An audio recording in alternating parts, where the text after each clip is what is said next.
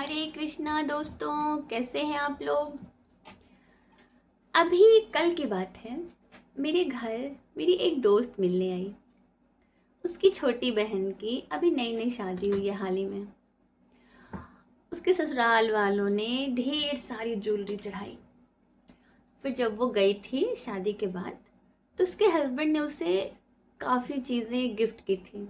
इतनी खुश होके वो दिखा रही थी, दीदी देखो मेरे पति ने मुझे बड़े बड़े झुमके दिए हैं, मेरे पति ने खूब अच्छा सा मंगलसूत्र दिया था, मेरे पति ने ये मंगलसूत्र दिया, झुमका दिया, पैरों की पायल दी, कंगन दिए।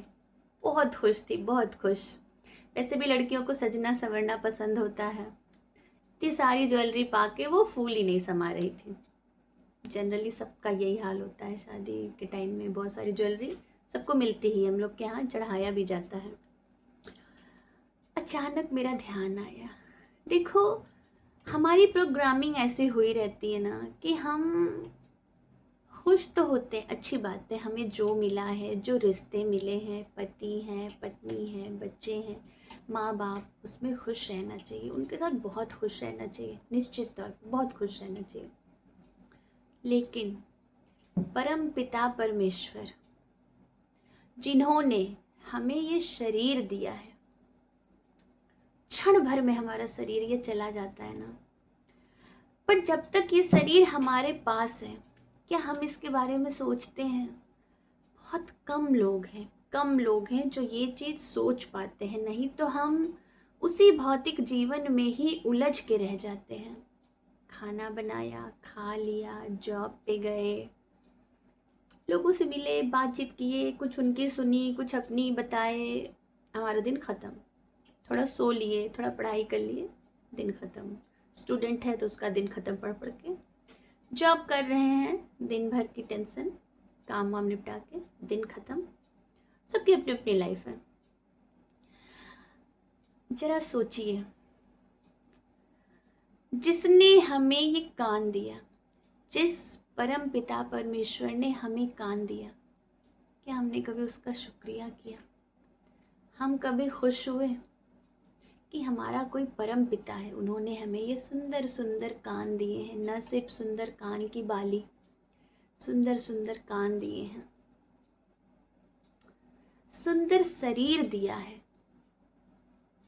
सुंदर सुंदर हाथ दिए हैं, जिससे हम अच्छे अच्छे काम कर सकते हैं, उपकार कर सकते हैं, दान कर सकते हैं। ये सुंदर आँखें दी, जिससे हम भगवान का ग्रंथ पढ़ सकते हैं, भगवान के बारे में पढ़ सकते हैं।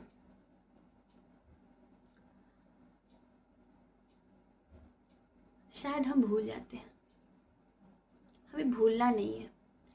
हमें अपने दिनचर्या में कुछ भी हो जाए, अच्छे से जीवन जीते जीते, सब कुछ करते करते, हमें ये ज़रूर याद रखना है कि हम हैं तो सिर्फ और सिर्फ जीवात्मा। जो हमारा शरीर है, आज है, कल नहीं होगा। जाने किस क्षण हमसे छूट जाए ये शरीर, किसी भी क्षण छूट सकता है और किसी का भी छूट सकता है। कोई लेना देना नहीं उम्र से, सबको पता है। पर फिर भी हम खुश नहीं होते हैं।